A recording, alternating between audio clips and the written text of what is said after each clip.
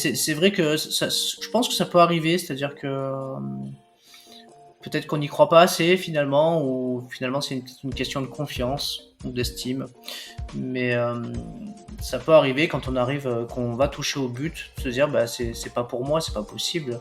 Et, euh, et je pense que il peut y avoir un lien avec des croyances limitantes. Ça peut être lié à l'éducation tout simplement, ça peut être lié à des expériences finalement pas réussies et qui sont encore fortement ancrées en nous.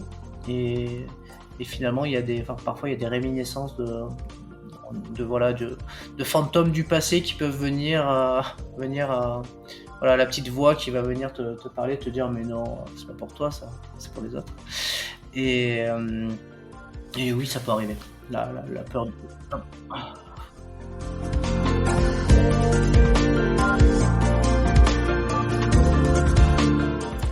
Bienvenue à tous dans ce nouvel épisode de System Sales, le podcast qui donne enfin la parole aux ingénieurs pour leur permettre de partager avec vous leur parcours exceptionnel. Aujourd'hui, je reçois Sébastien Bruno-Durand, qui n'est pas un ingénieur, mais on continue notre cycle d'épisodes hors série sur le développement des soft skills. Pas facile à dire celui-là. Sur le développement des soft skills.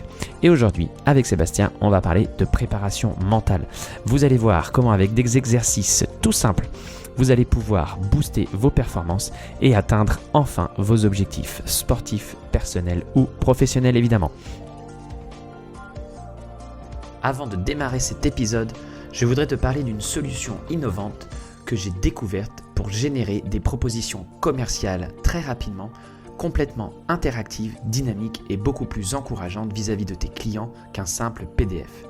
Comme toi, avant, je passais des heures à produire, corriger et envoyer des propositions au format PDF, à les envoyer en pièce jointe d'un email. Cela créait de la frustration de chaque côté, de la part du client qui attendait la dernière minute pour recevoir les informations voulues, de l'angoisse de mon côté car je ne savais jamais comment le support était reçu et perçu une fois le document envoyé. J'ai longtemps cherché un outil qui me permettrait de basculer d'un PDF sans vie en un espace collaboratif entre moi et mes clients, mais aussi entre moi et mes équipes.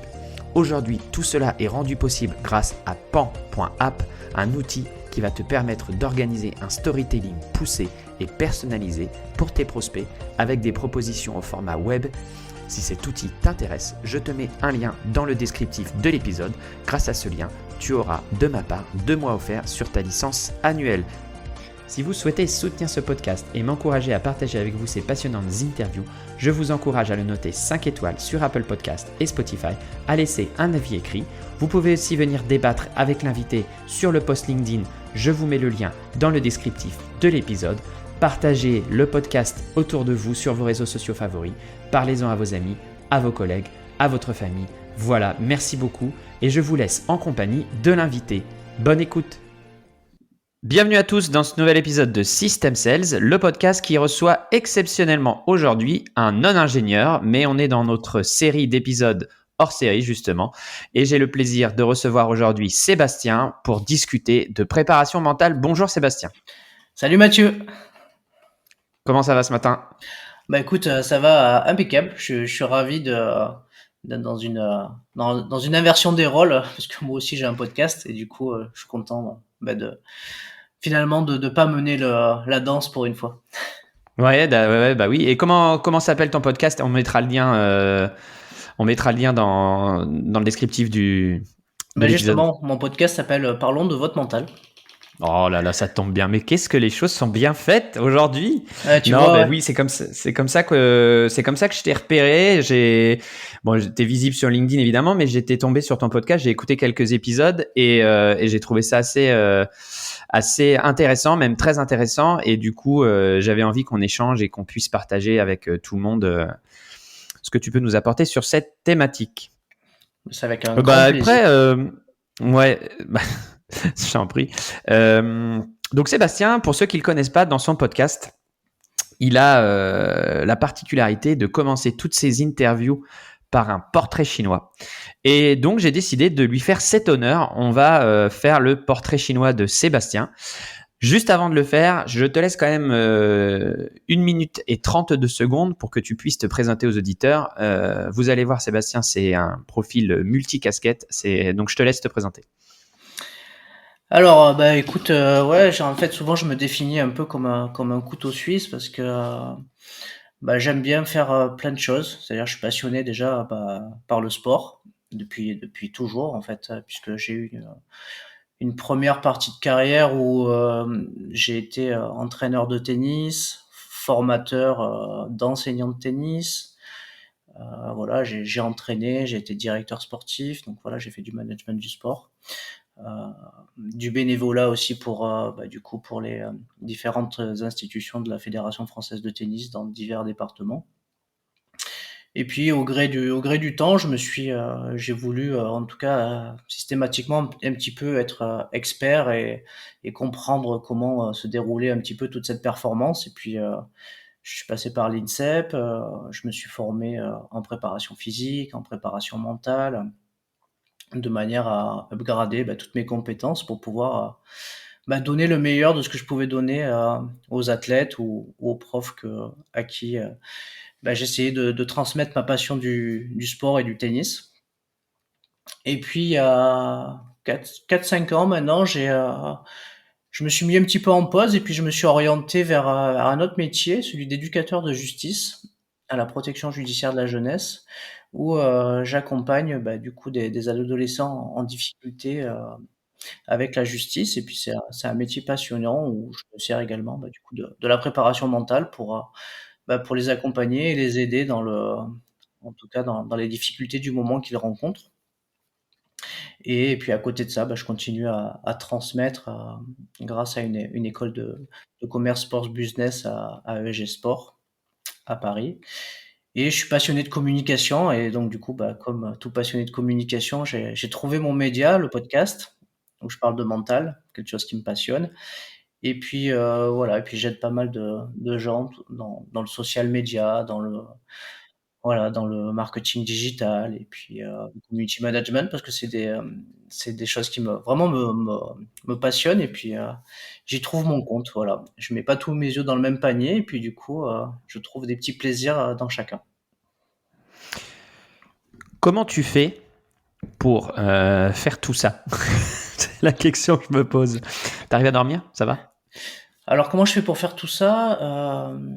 J'ai la chance de pouvoir optimiser mon emploi du temps, heu et puis bah, d'orienter mes journées, de manière totalement différente, chaque jour, chaque semaine, en fonction de mes impératifs, voilà, divers et variés. Et puis non, ça se passe bien. Voilà, ça se passe bien. J'essaye de tout bien cadrer, d'être organisé du mieux que je le peux et de prioriser surtout, tout simplement. Ok. Bah écoute, je te propose de s'échauffer. Hein, on est dans l'univers du sport. T'es un grand sportif, donc on va s'échauffer et on va faire un portrait chinois. Je le Allez, c'est referai pas parti. sur toutes mes interviews, mais là, je trouve que ça se prête bien. Ça se prête bien. Alors, on y va. On va commencer par quelque chose de léger, hein, Sébastien. Vas-y. Si tu étais un fruit, Si j'étais un fruit, je serais un citron, je pense.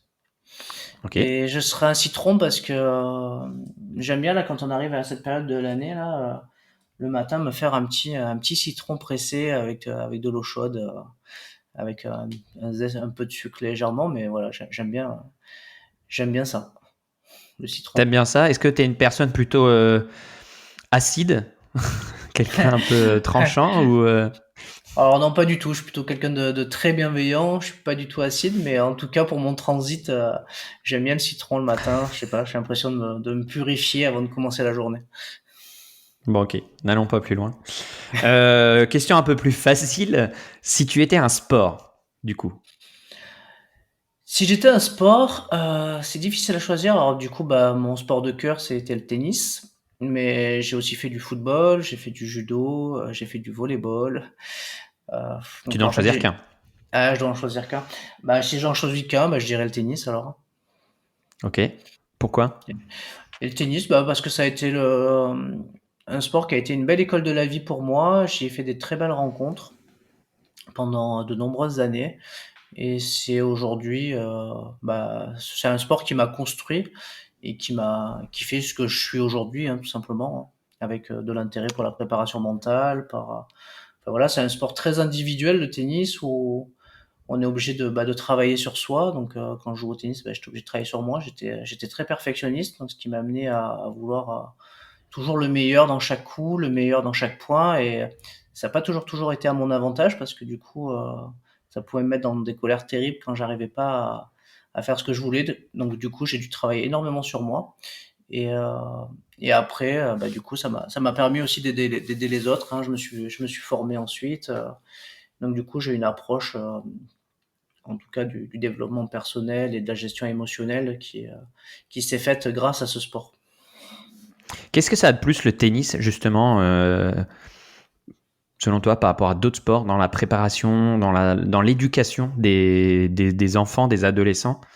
Par exemple, je rebondis là-dessus parce que j'écoutais la personne qui a monté l'académie de tennis là, dans le sud de la France, où les gens alors viennent des États-Unis d'exemple, pour mettre leurs enfants en sport-études et pas forcément dans l'optique de devenir des champions de tennis, mais dans une optique d'allier justement cette éducation physique à l'éducation intellectuelle. Et du coup, je te pose la question, qu'est-ce que ça apporte justement le tennis de plus que les autres sports aux enfants, aux adolescents? Alors là, je suppose que tu parles de Patrick Mouratoglou, Oui, voilà, merci. Merci, tu m'as sauvé. Je savais plus le.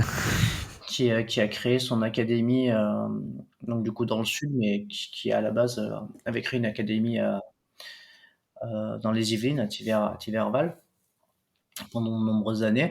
Ça apporte beaucoup de choses, hein, en fait. Le tennis, et d'autant plus chez les enfants. Du coup, déjà, c'est un sport avec une grande motricité fine, œil, pied, main. Donc, du coup, pour jouer au tennis, il faut avoir un sens de l'observation. Il faut ensuite, du coup, se déplacer pour se placer correctement pour jouer la balle. Et ensuite, il faut maîtriser tous les gestes techniques pour pouvoir la renvoyer. Mais du coup, ça demande aussi d'y associer de la stratégie, parce qu'on a un adversaire en face de soi, on a un filet, on a des règles à respecter, un terrain limité. Donc ça demande aussi du coup de l'adaptation, de l'intelligence de jeu, de l'intelligence émotionnelle. Et surtout, après, ouais, surtout de l'adaptation à son adversaire aussi, être en capacité de prendre en charge ce que l'adversaire te propose pour pouvoir ensuite élaborer un plan qui va être en tout cas efficace pour essayer de le battre. Euh, Après, ce que j'aime bien dans le tennis, c'est que jusqu'au dernier point, t'as pas gagné, quoi. Donc il faut être sérieux et rigoureux du premier jusqu'au dernier. Donc avec une extrême concentration dans chaque point. Euh, Même si tu gagnes un set, c'est pas fini, il faut se remobiliser dans le deuxième. Et du coup, c'est un sport qui est assez exigeant. Ok, Sébastien, du coup, on va continuer sur le portrait chinois. Troisième question, si tu étais un film. Alors, si j'étais un film, écoute, je suis du coup influencé par la sortie du film Top Gun. Euh, et du coup, c'est un film qui sort là prochainement cette semaine, je crois, et qui me tarde d'aller voir. En fait, j'étais plus jeune, en fait. Donc il est sorti quand j'avais 10 ans le premier, et du coup c'est un film qui m'a toujours accroché, et du coup je suis très impatient d'aller voir celui qui va sortir là. Ah bah carrément, ouais, ça a été un film culte pour notre génération. Ouais. Et du coup j'ai très très envie d'aller le voir. Mais qu'est-ce qui te plaît dans Top Gun, dans l'aventure Top Gun, dans le principe? Ce qui me plaît, c'est un peu tu vois, un peu comment dire, être pilote de chasse, c'est quand même une exception, quoi. Ça demande des qualités physiques, des qualités mentales, des qualités physiologiques avec une vision hors pair. Et, euh, et du coup, voilà, c'est quelque chose, je pense que quand on est un peu gamin, chacun rêve un peu de pouvoir aller voler dans les airs dans un avion, quoi. Donc, j'avais un grand-père qui était pilote, alors pas pilote de chasse, mais pilote amateur. Et mon papa fait aussi du pilotage. Et du coup, je pense que ouais, c'est peut-être dans l'air du temps. Peut-être que je m'y mettrai moi aussi un jour. Ok, je continue. Si tu étais une série télé, je sais pas si tu es consommateur de séries, mais si tu étais une série télé. Si j'étais une série télé, j'ai envie de te dire Plus belle la vie, parce que c'est une parce que c'est une genre je la sors comme ça parce que en fait je suis originaire du sud de la France et que c'est une série qui me fait penser un petit peu, alors même si tous les acteurs sont d'origine parisienne, hein, faut pas se leurrer. Euh, comment dire, ouais, c'est la série qui me parle parce que en plus elle va bientôt s'arrêter, je crois. Et c'est la série qui se déroule à Marseille, Ok. pas loin de chez moi. T'as envie de durer 14 saisons comme on te le souhaite. Bah écoute, je suis arrivé à la fin de mes questions, parce que j'en avais noté 5, et je viens de me rendre compte que la cinquième, c'était la même que la deuxième. Donc, on va s'arrêter là. Ça me va. Et je te propose de parler un petit peu justement de mental et de préparation mentale. C'était un peu le fil conducteur de l'épisode. C'était la promesse, l'unique value proposition de cet épisode. Donc, on y va.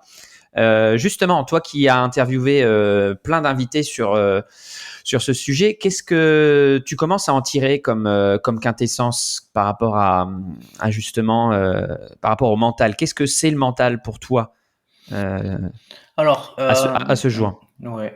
Bah, écoute, le mental, je vais pas te sortir la définition des livres, hein, parce que Non. finalement, en invitant tous les invités et en leur demandant finalement de définir qu'est-ce que le mental pour eux, donc finalement, tu me renvoies aussi la question.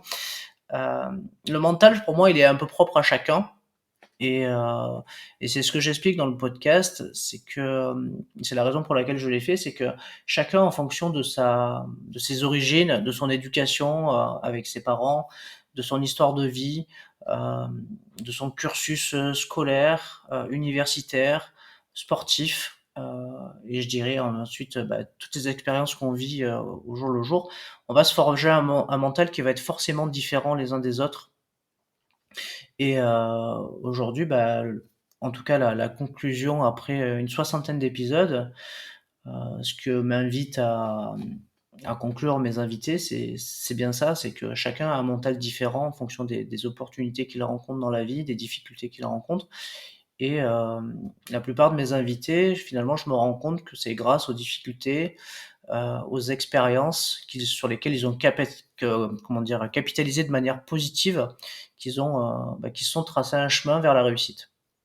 Ok. Comment on capitalise de façon positive sur les échecs justement? Est-ce que ça demande un travail en amont? Euh, qu'est-ce que tu donnerais comme conseil par rapport à ça justement? Si je devais déjà donner le premier conseil, c'est déjà d'éliminer le mot échec de son vocabulaire. Moi, je considère pas les échecs, voilà, comme tout le monde le voit. Je trouve que il faut changer un petit peu ce mot-là et déjà le transformer par expérience. Euh, Parce qu'après, cette expérience, elle va être soit de nature constructive et positive, soit elle va amener à avoir finalement l'intelligence de résoudre une équation, une difficulté sur laquelle on bute. Et c'est pas forcément un échec, c'est une étape pour moi dans la construction de son projet. Et ça permet tout simplement d'aller de l'avant, quoi. Ok. Mais par rapport à ça, enfin, par rapport à l'expérience aussi d'avoir vécu des échecs, que ce soit professionnels ou sportifs, euh, hum, personnellement, je sais que si tu veux accepter plus facilement, déjà, il faut être super bien préparé, avoir donné le maximum dans ta préparation avant. Après, peut-être c'est plus simple de digérer une défaite, on va dire. Et pareil pour l'analyse de ce qui s'est passé. C'est aussi plus simple d'analyser, d'avoir des records, des choses par rapport à tout ça que d'analyser froidement ou de laisser son cerveau tourner en boucle des images ou des choses. Qu'est-ce que ça te fait penser à quoi tout ça? Alors sur la période alors avant, donc du coup, ce qui est important, c'est de bien préparer sa réussite. Alors comment on la prépare? Tout simplement déjà en listant toutes les actions et les points sur lesquels on va dire on va pouvoir interagir. Euh, sans voilà, en fait, c'est des points sur lesquels, bah, ça dépend que de nous, pour pouvoir être performant. Et ensuite, c'est important de lister les éléments qui pourraient survenir, mais qui ne sont pas de notre maîtrise. Parce que très souvent, ce qui se passe, c'est que ces éléments-là vont venir, engendrer des pensées parasites ou des frustrations, alors que finalement on ne peut pas les maîtriser et ça nous empêche de nous concentrer, très souvent sur, bah, les éléments qui sont de notre maîtrise et sur lesquels on peut agir pour être performant. Ça, c'est déjà le premier conseil que je pourrais donner, c'est vraiment ça, c'est de quelle que soit l'activité qu'on a, bon, si c'est le sport ou si c'est même, un rendez-vous professionnel ou une démarche commerciale, c'est déjà de lister, bah, qu'est-ce qui dépend de moi pour, réussir, en tout cas, je sais pas moi, à réussir ce contrat ou à réussir cette performance sportive et ensuite, bah, quels sont les éléments qui pourraient venir, bah, m'empêcher ou me distraire, et sur lesquels, bah, je dois pas m'attarder.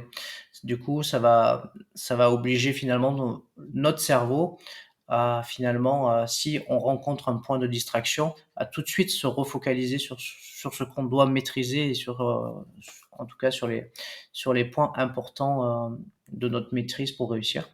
Ça, c'est vraiment quelque chose qui me semble être important, que je fais régulièrement avec, bah, beaucoup d'athlètes. Et le point d'après, c'est que, bah, une fois que cette expérience est terminée, donc je parle d'expérience, hein, elle peut être, réussie, partiellement réussie ou bah, pas réussie. Ce qui va se passer, bah, c'est que c'est important de faire un point, un débrief, tout simplement pour, bah, avoir en tête, lister, bah, toutes les actions, qui étaient de notre maîtrise et voir, bah, qu'est-ce qu'on a réussi à faire et qu'est-ce qu'on n'a pas forcément réussi à optimiser pour pouvoir, bah, si on recommence, bah, upgrader tout ça et être meilleur le coup d'après et surtout, bah, voir tous les éléments, non maîtrisables qui sont survenus et qui nous ont peut-être, empêchés de réussir, cette fois-ci. Ça ça va permettre ensuite, bah, du coup d'être meilleur le coup d'après. Si pour un débrief comme ça, on n'a pas toujours accès à un enregistrement ou une vidéo, qu'est-ce que tu conseilles de faire euh, juste après la- juste après l'événement en question? Est-ce que tu as des astuces, soit si tu n'as pas accès à quelque chose de matériel pour visualiser ce qui s'est passé? Est-ce qu'il y a d'autres choses à faire pour éliminer ou justement se décharger de...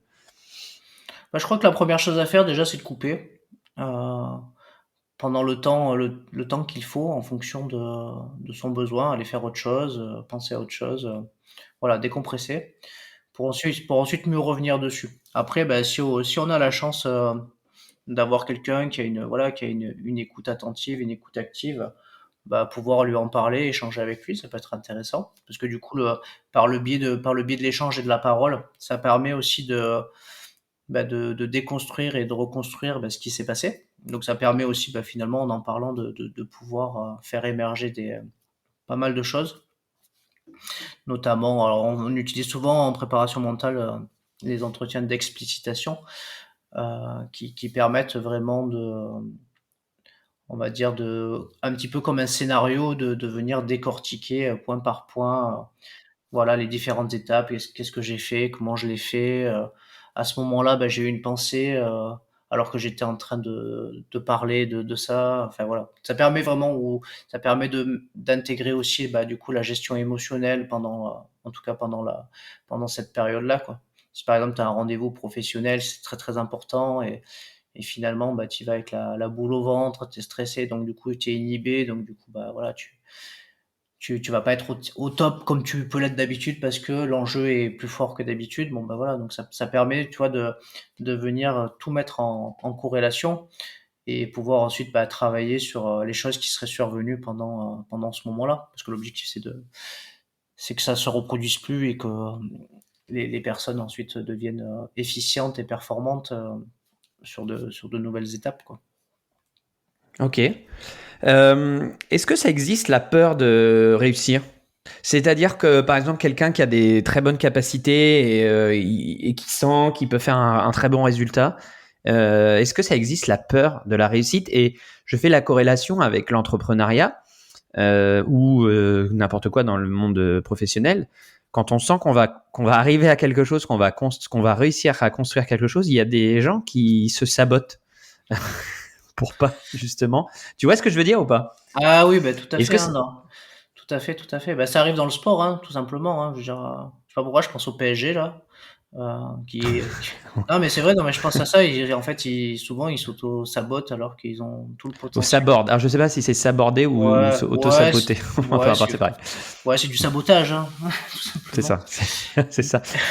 Mais c'est vrai que ça, je pense que ça peut arriver, c'est-à-dire que peut-être qu'on n'y croit pas assez finalement, ou finalement c'est une question de confiance ou d'estime. Mais ça peut arriver quand on arrive, qu'on va toucher au but, de se dire bah c'est pas pour moi, c'est pas possible. Et, et je pense que il peut y avoir un lien avec des croyances limitantes. Ça peut être lié à l'éducation tout simplement. Ça peut être lié à des expériences finalement pas réussies et qui sont encore fortement ancrées en nous. Et, et finalement, enfin, parfois il y a des réminiscences voilà, de fantômes du passé qui peuvent venir voilà, la petite voix qui va venir te parler, te dire mais non, c'est pas pour toi ça, c'est pour les autres. Et, oui, ça peut arriver. La peur Et du. concrètement, tu as des outils pour justement surmonter ça ou même l'anticiper avant que ça n'arrive, faire des choses pour que justement le jour où ça arrive, inconsciemment tu passes l'obstacle, où tu évites, où tu sens le truc venir et tu le vises, tu le vois venir. Enfin, déjà maintenant, quand tu as conscience de ça, quand tu le vois arriver, tu dis voilà, attention. Bah, déjà quand ça Mais je t'arrive, sais. ouais, bah, quand ça t'arrive déjà plusieurs fois, bah déjà tu commences à en prendre conscience. Et je pense que déjà, bah, à partir du moment où tu as cette prise de conscience là, bah, je pense qu'il faut commencer déjà à travailler un peu sur toi et s'interroger sur voilà, sur ces ancrages, on va dire, bah, finalement qui sont pas très comment dire, sympathiques à croiser quand on a des enjeux des choses à, je veux dire, à réussir finalement, parce que bah, voilà, dans le commerce, on a certainement des enjeux économiques, des chiffres à atteindre, etc. Donc, ce qui est important, c'est bah, déjà peut-être d'aller voir, alors on dit aller voir quelqu'un, pas forcément un psychologue, mais en tout cas aller voir un coach, un préparateur mental, ou même ça peut être un psychologue, hein, tout simplement, hein, ça peut aider aussi, hein. Mais ne serait-ce que déjà poser des mots sur ce qui pose problème, sur comment la personne le vit, à quel moment ça arrive. Est-ce que dès la veille, la personne est stressée, comment elle vit tout ça dans le jour J ensuite, pour ensuite aller remonter bah, les causes profondes bah, en tout cas de ce comportement cognitif bah, qui se passe à ce moment-là, quoi. Très clair. Et justement, par rapport à ça, je continue sur cette logique de victoire et de réussite. Il n'y a rien de péjoratif là-dedans. Par exemple, tu as une compétition, tu vises la première place ou j'en sais rien, peu importe, mais tu vises un objectif précis. Qu'est-ce que tu conseilles, toi? Tu conseilles de le visualiser, de s'y préparer, pour pas être noyé sous les émotions le jour J.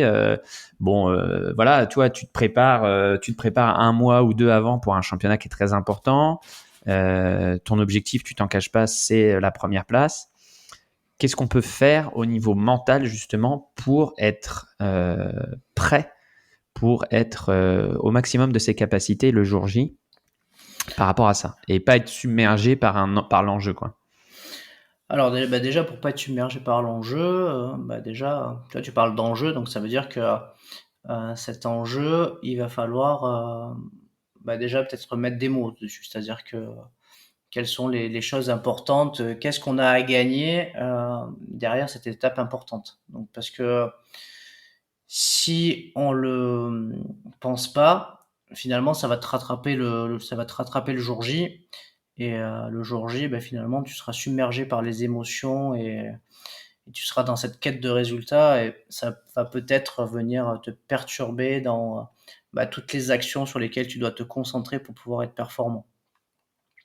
Donc du coup, bah, ça va pas avoir en fait un bon effet. Mais ce que tu peux faire, c'est, là je pense tout de suite à un petit exercice qui est inspiré des techniques d'optimisation du potentiel.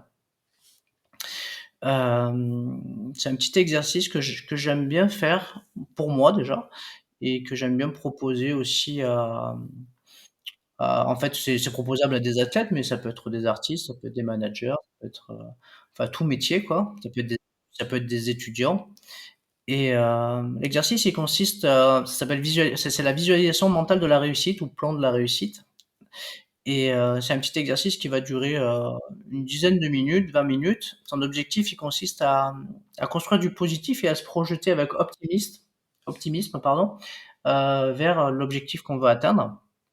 En fait, c'est assez simple. C'est prendre une feuille blanche, un crayon, donc voilà, se poser, fermer les yeux, et puis voilà, donc du coup, utiliser la respiration pour voilà, pour pouvoir être calme et serein et bah, commencer déjà à faire un petit, ce qu'on appelle, la météo du jour. Je sais pas si tu vois ce que c'est la météo du jour? Donc du coup, Ça me parle, ouais. Quand voilà, tu fais un peu de méditation, la météo c'est des notions qui sont voilà, abordées, la ouais. météo du jour, tu fais un peu un bilan psychophysiologique, voilà, de différents aspects. Comment tu te sens physiquement? Voilà, est-ce que tu as de l'énergie aujourd'hui? Mentalement, voilà, comment tu te sens? Émotionnellement aussi, comment tu te sens? Et donc du coup, bah, ça permet de faire un petit point là-dessus. Et ensuite, bah, tu vas visualiser ton objectif à réaliser. Et la première chose, c'est que tu vas le formuler clairement dans ta tête avec une phrase. Voilà. Donc, par exemple, je veux être performant au travail aujourd'hui, ou ça peut être, voilà, ça peut être ça. Et après, ce qui est intéressant derrière, c'est que cet exercice, tu vas pouvoir le décliner, c'est-à-dire tu vas pouvoir y mettre une date, un lieu, pour qu'il devienne le plus clair possible. Et derrière, bah, tu vas continuer à visualiser. Donc, tu vas maintenir cet objectif dans ta tête avec une réussite, avec toutes les actions positives qui seront produites en cas de réussite. Alors, ça peut être la joie, la fierté, la confiance, tu vois, ou les suites et les projets qui s'ensuivent si tu réussis, les relations interpersonnelles que tu peux y trouver. Et bah, du coup, l'idée, c'est de se laisser un peu envahir par toutes ces émotions positives et de les noter sur la feuille, tu vois? Tout ce que ça va pouvoir te procurer. Et ensuite, bah, l'étape d'après, c'est tu vas lister et tu vas écrire, bah, de façon chronologique, comment tu vas construire, l'objectif et le mener à sa réussite. Voilà, donc ça, c'est important aussi. Et l'étape d'après, c'est que tu vas lister, bah, les qualités, dont tu disposes et que tu vas mettre en œuvre, bah, pour réussir ton objectif. Alors que ça soit physique, intellectuel, technique, relationnel, émotionnel, voilà toutes les qualités dont tu as besoin pour réussir. Tu vas lister, bah, les attitudes que tu dois adopter pour, mener à bien ton projet. Donc, bah, les attitudes, là, c'est le comportement, comment tu te sens. Alors, si c'est une réunion, si c'est du sport, enfin voilà, donc tout le comportement que tu vas devoir et les bonnes attitudes que tu dois avoir. Une étape importante, c'est que tu vas lister les bonnes personnes, ressources qui pourront t'aider à mener à bien ton objectif, parce que c'est important pour réussir. On réussit jamais tout seul, hein, ça c'est aussi ce que j'ai retenu du podcast, c'est que la plupart des gens ont été bien entourés, avec des gens bienveillants et une équipe voilà, présente et toujours soutenante, quel que soit dans les réussites comme dans les non-réussites. Et ça, ça fait vraiment la différence aussi. Et, bah, et ensuite, bah, on va écrire bah, toutes les étapes nécessaires et la liste des incontournables à la réussite de ton objectif sur une échelle de temps. Donc c'est important de mettre une échelle de temps pour la réalisation. Et une fois que tu as réalisé bah, toutes les étapes que je viens de décrire précédemment, bah, tu vas te noter une petite phrase d'encouragement et voilà, et de bienveillance à ton égard. Et, euh, et puis voilà, c'est parti. Après, voilà, tu prends soin de bien respirer, voilà, tu lances ton objectif et ta réussite à travers ce petit exercice qui est tout simple, mais du coup, ça va te permettre de le mentaliser, d'écrire tout ce dont tu as besoin et finalement, bah, tu plus qu'à après. Ok, bah génial, merci.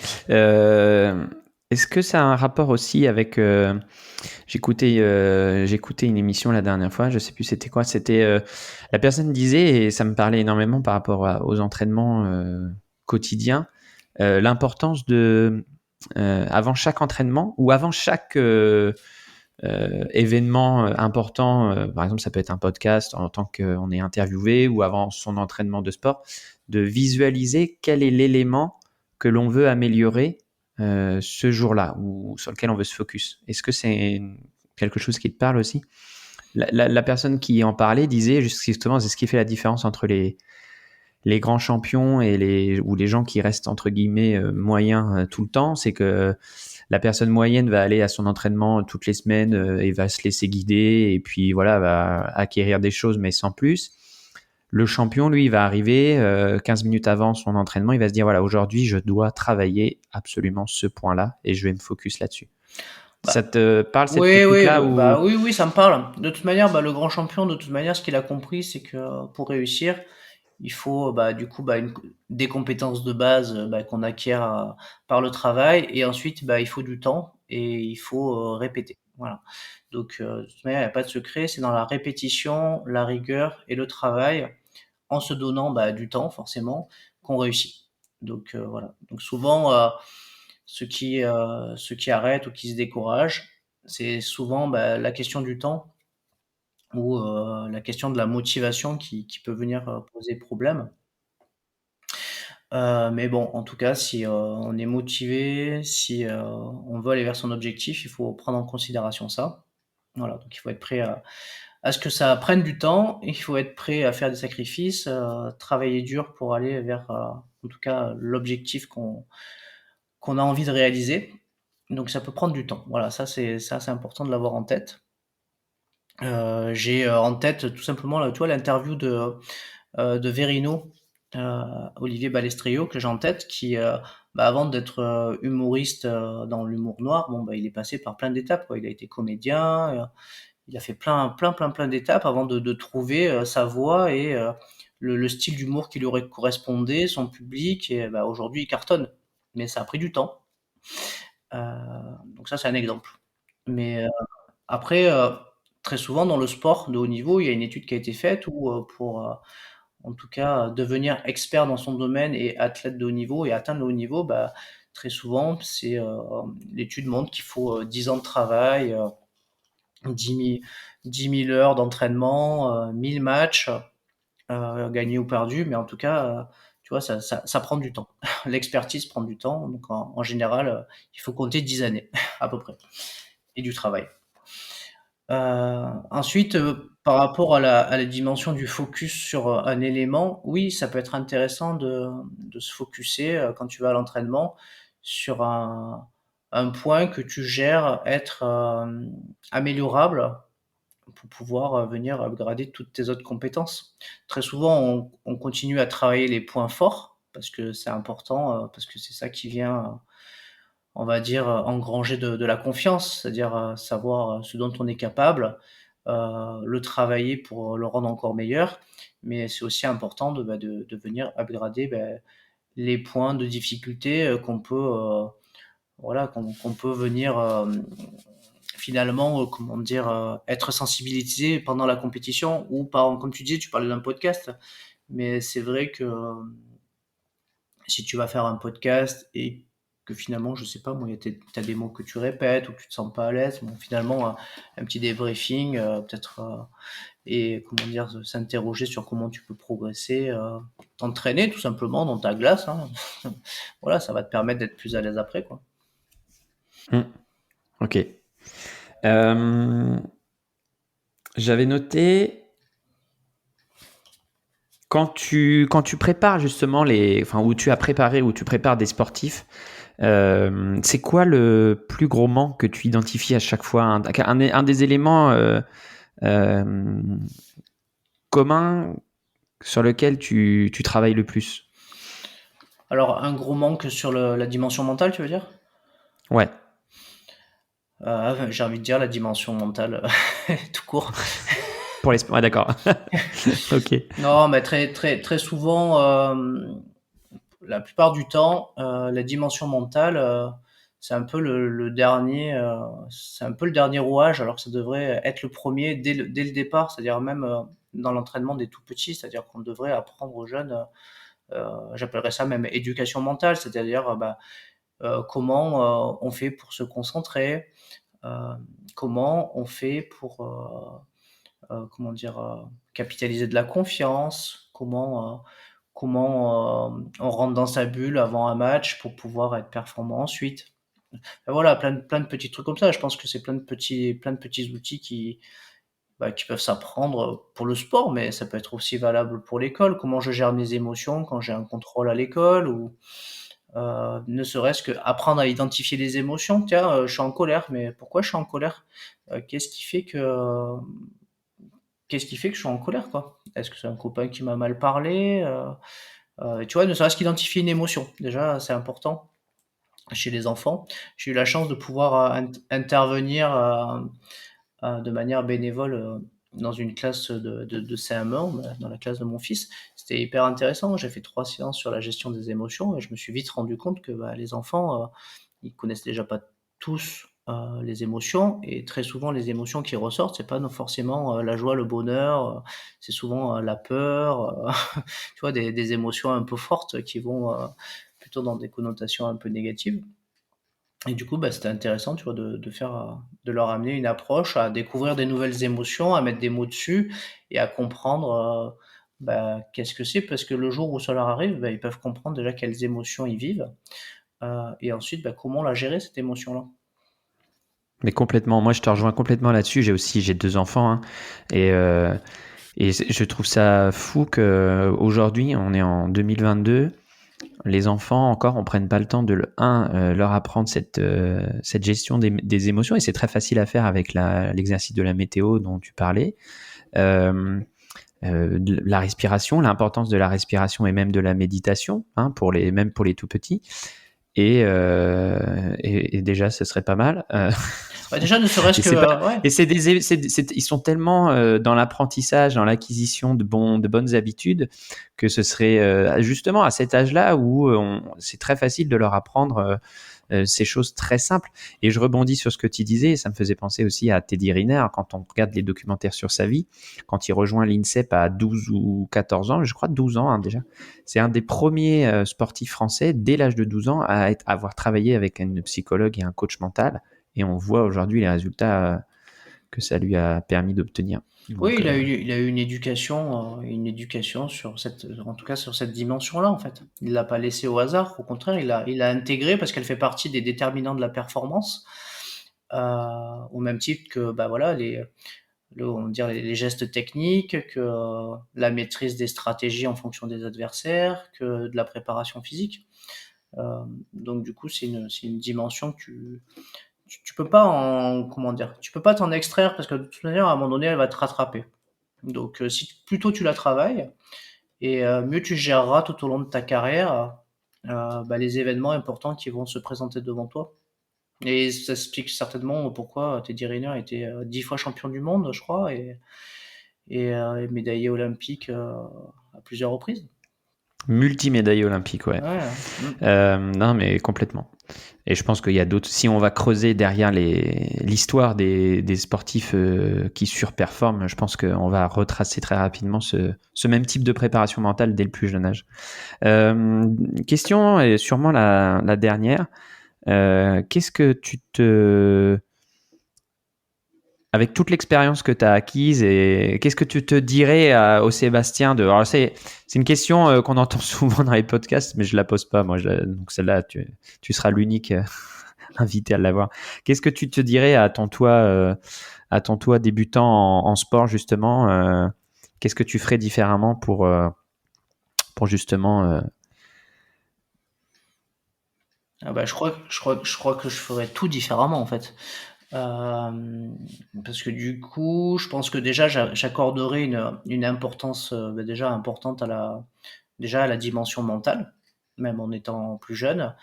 Euh, du coup, si j'avais eu tous les outils qui sont à ma disposition aujourd'hui à l'âge de 45 ans, et si je les avais eu plus jeunes, je pense que ça m'aurait rendu bien des services dans certaines compétitions, ou par rapport à certaines attitudes ou comportements où finalement, bon, voilà, bah, comme tout le monde, ça m'est arrivé finalement de péter un câble sur le court parce que j'arrivais pas à m'adapter à mon adversaire et qui me posait des énormes difficultés que finalement, bah, j'arrivais pas à gérer. Du coup, bah, finalement, bah, la défaite était pas très loin à chaque fois, alors que c'était des adversaires qui auraient été très largement on va dire à ma portée.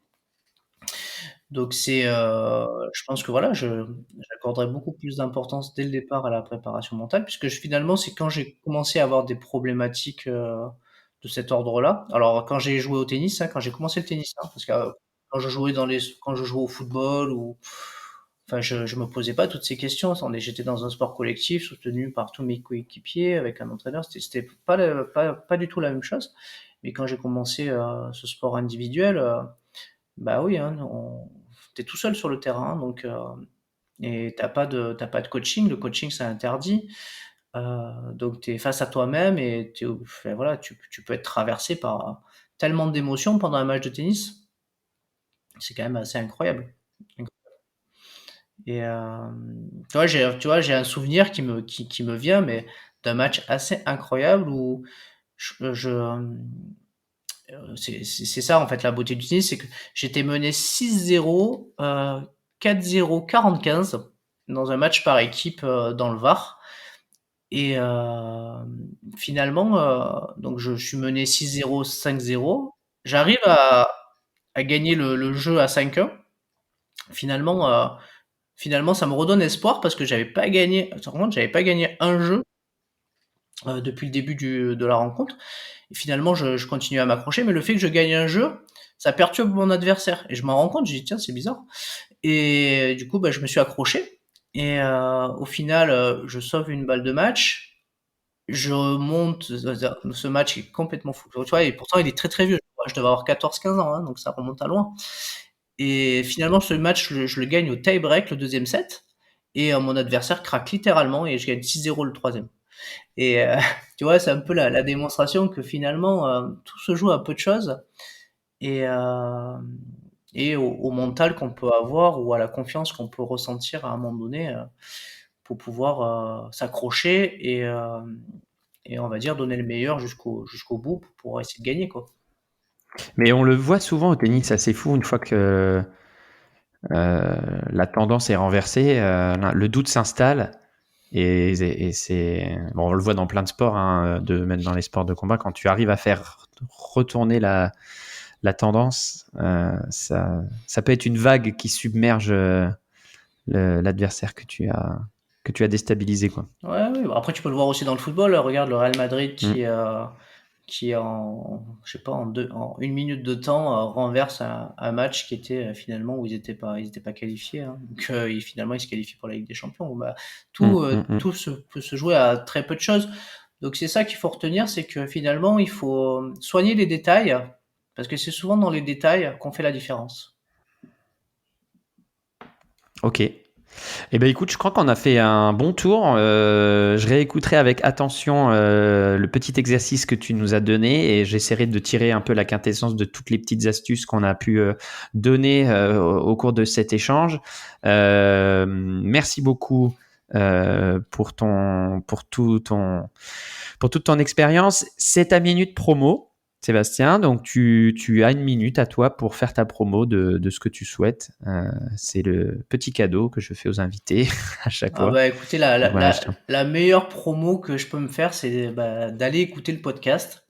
Parce que je pense que ça peut rendre. Moi, mon objectif, c'est vraiment de partager à travers tous ces invités et toutes ces interviews, bah, un maximum de choses pour aider les gens à avoir des idées, des nouvelles idées, pour pouvoir travailler leur mental ou pour tester en tout cas des outils qu'ils utilisent bah, pour leur performance, leur efficience, mais aussi pour leur bien-être.